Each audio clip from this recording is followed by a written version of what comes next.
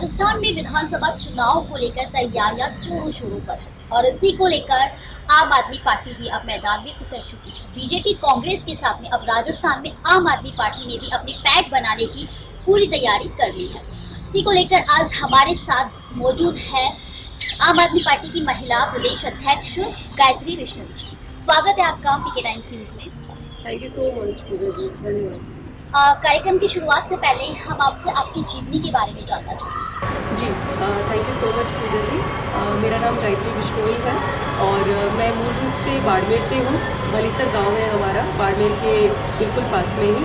और मेरी पढ़ाई स्कूल टाइम की जो है वो बाड़मेर से ही हुई है। केवी जालीपा से मैं पास आउट हूँ। मेरे फादर रिटायर्ड आर्मी ऑफिसर रहे हैं और फिर उसके बाद में मेरा जो कॉलेज रहा वो जयपुर से ही रहा। मैंने महारानी कॉलेज से ऑनर्स इन इकोनॉमिक्स में मैंने ग्रेजुएशन की डिग्री ली। उसके बाद में एमिटी यूनिवर्सिटी से मैंने जर्नलिज्म एंड मास कम्युनिकेशन किया और जर्नलिज्म एंड मास कम्युनिकेशन करते करते उस समय के दौरान ही मेरे दिमाग में समाज सेवा को लेकर के और समाज सेवा करने की चाह शुरू से ही रही। और उसी के ही चलते एक समय ऐसा आया कि जब लगा कि राजनीति की और भी थोड़ा सा रुख करना चाहिए और चीज़ें देखनी चाहिए, तो उसके बाद में अब मैं आम आदमी पार्टी से जुड़ी हूँ और मुझे पार्टी के लिए काम करते हुए काफ़ी समय हो गया। और यही कारण रहा कि पार्टी ने मेहनत देखी और इतनी छोटे से गांव से उठ करके आने वाली लड़की का संघर्ष देखा, पार्टी के लिए डेडिकेशन देखा और जनता के लिए भाव देखा और मुझे इतने बड़े पद पर उन्होंने मुझे इतने बड़े पद का।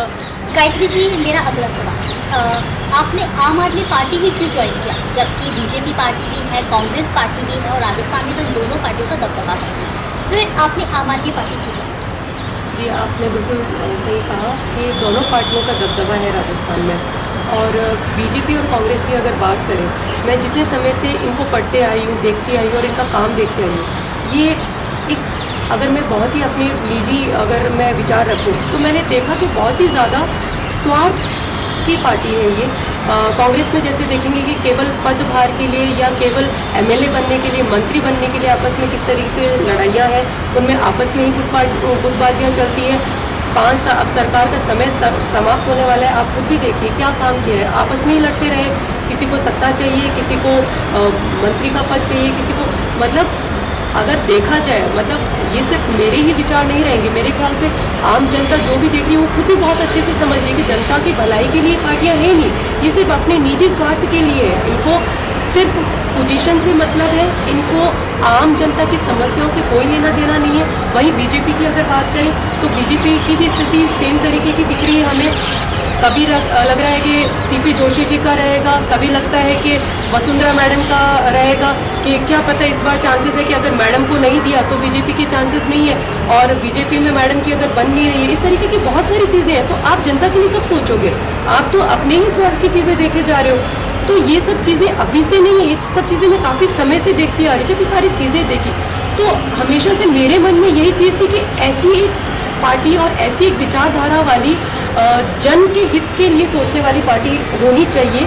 और ऐसी ही पार्टी की जो मुझे जो लगता था वो अरविंद केजरीवाल जी की जो नीतियाँ रही, जिस तरीके से आम आदमी पार्टी की जो विचारधारा रही, उनसे मैं बहुत ज़्यादा प्रभावित थी। और तब से मेरे मन में था कि मुझे अरविंद जी की नीतियों को लेकर के ही काम करना है। मुझे घर घर तक हमारी पार्टी की जो विचारधारा है और जो पार्टी का डेडिकेशन है जनता को लेकर के, आम जनता की समस्याओं को लेकर के जिस तरीके से पार्टी काम करती है, तो शुरू से ही मन में था कि नहीं, यही वो पार्टी है, यही वो जिन्हें मैं समझ सकी कि यही वो लोग हैं जो सच में जनता के लिए काम करते हैं। और इसीलिए मैं चाहती हूँ कि इस बार राजस्थान को ज़रूर मौका देना चाहिए, उन्हें दिखा देना चाहिए कि जो ये लोग अपने स्वार्थ के लिए सोच रहे हैं उनको छोड़ करके वो लोग जो सच में जनता के लिए काम करना चाहते हैं उन्हें चुने और उन्हें मौका दें और वो देखें कि किस तरीके से ये पार्टी काम करती है।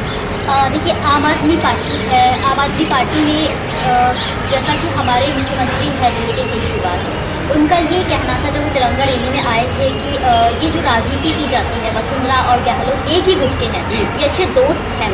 तो आम आदमी पार्टी ने जनता में कितना अपना अच्छा संदेश दिया और कितना जनता को लुभाने का अभी स्टैंड तैयार है?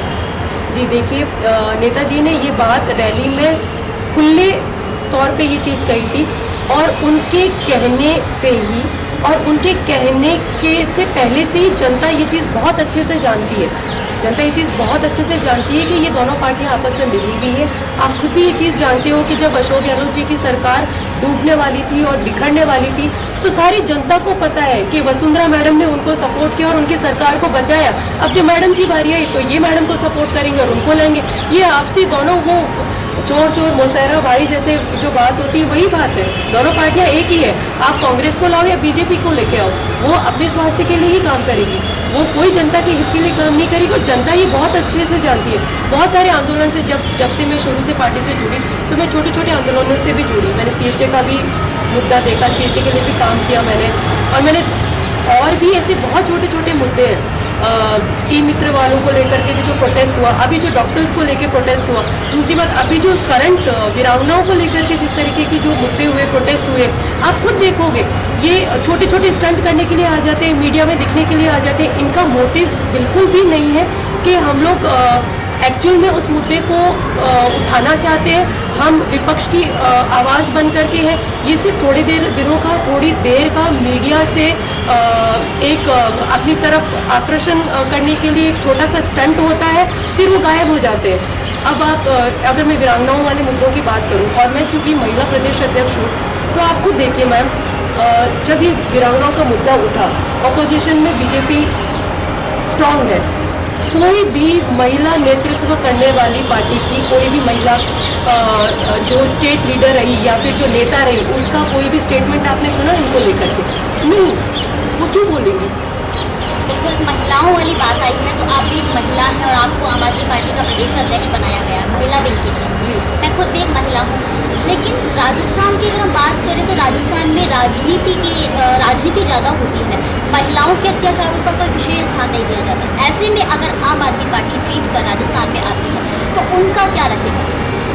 देखिए, क्योंकि मैं खुद राजस्थान की बेटी हूँ और मैं बहुत छोटे से गांव से आती हूँ और रोज़ खबर पढ़ती हूँ, रोज़ जो बेटियों के साथ में अत्याचार हो रहे हैं, जो बहनों के साथ में चीज़ें हो रही हैं, जो माताओं के साथ में अत्याचार हो, वो सब चीज़ें देख रही हूँ। जो हमारा सबसे बड़ा एजेंडा रहेगा, जो सबसे प्राइमरी चीज़ हमारे लिए रहेगी, वो है महिला सुरक्षा। हम महिला सुरक्षा पे सबसे ज़्यादा ध्यान देंगे और उसके साथ ही साथ शिक्षा, और उसके साथ ही साथ में एम्पावरमेंट की हम बात करेंगे। ये तीन चीज़ें बहुत इम्पॉर्टेंट है और सबसे प्राइमरी इम्पॉर्टेंट है महिला सुरक्षा। क्योंकि देखिए, बिना सेफ्टी के जब तक वो खुद सिक्योर और सेफ फील नहीं करेगी, वो अपने घर से नहीं निकलेगी। तो मुझे लगता है कि महिला सुरक्षा को लेकर के इन दोनों सरकारों ने कुछ भी नहीं किया है।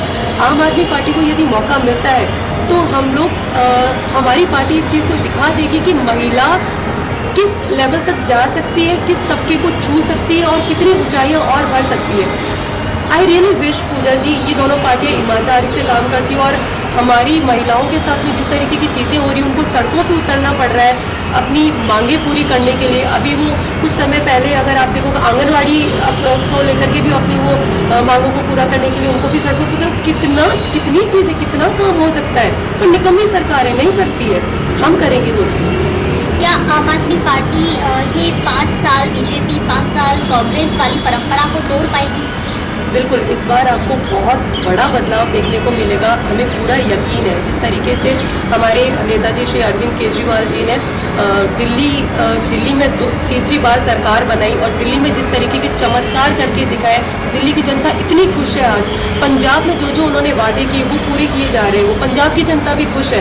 तो राजस्थान की जनता भी ये चीज़ें देख रही है और राजस्थान हमें पूरी उम्मीद है, क्योंकि हम 200 विधानसभाओं के चुनाव लड़ेंगे, तो राजस्थान की जनता हमें बिल्कुल मौका देगी, हमें प्यार देगी, हमें अपना आशीर्वाद देगी और हमें पूरा भरोसा है कि इस बार हम हमारी सरकार ही बनाएंगे और राजस्थान के लिए बहुत अच्छा काम करेंगे। आपने अभी चमत्कार की बात रखी, बिल्कुल देखिए राजस्थान में हमारे CM अशोक गहलोत जो कि मुख्यमंत्री है, उन्हें जादूगर कहा जाता है। तो क्या उनकी जादूगरी फेल होते हुए क्या आम आदमी पार्टी क्या जादू करेगी, क्या चमत्कार करेगी इस बार? देखिए, दो तरीके के जादू होते हैं, या जादू या चमत्कार की अगर मैं बात करूँ, आपने बहुत इंटरेस्टिंग क्वेश्चन पूछा, इसलिए मैं आपको बहुत एक हंसी मजाक की तरह से मैं आंसर करूँगी। एक होता है काला जादू, ठीक है, तो उसके पीछे नेगेटिविटी की भावना होती है, मन साफ होना चाहिए इंसान का। एक होता है चमत्कार, जो ईश्वरीय शक्ति की हम बात करें, तो हमारी भावनाएं बुरी नहीं है, जिनकी भावनाएं बुरी है वो जादू क्या करेंगे, क्या कर पा रहे हैं, अपनी सरकार को बचाते फिर रहे हैं। आप खुद देखिए, कभी अपने ही गुट में लड़ाइयाँ करें, उनके खुद के विधायक उनके साथ नहीं, कभी वो भाग जाते हैं, कभी उनके विधायकों को उनको बाड़ाबंदी करके रोकना पड़ता है। तो ये काला जादू वाली जो चीज़ें होती हैं वो इस तरफ आपको देखने की मिलेगी। हम ईश्वरीय चमत्कार की बात करते हैं क्योंकि हम साफ मन के लोग हैं। हम हमारी भावना है कि हमको जनता के लिए करना है, हमको खुद के लिए कुछ नहीं चाहिए, हम जनता के लिए करना चाहते हैं। तो ये आपको चमत्कार इस तरीके से देखने को मिलेगा। बिल्कुल। तो आज हमारे साथ ये थी आम आदमी पार्टी की महिला प्रदेश अध्यक्ष गायत्री विष्णु जी, जिन्होंने आम आदमी पार्टी को इस बार राजस्थान में लाने का दावा किया है और किस तरह बीजेपी और कांग्रेस की पोल खुली है। आगे भी देखते रहिए पीके टाइम्स। धन्यवाद।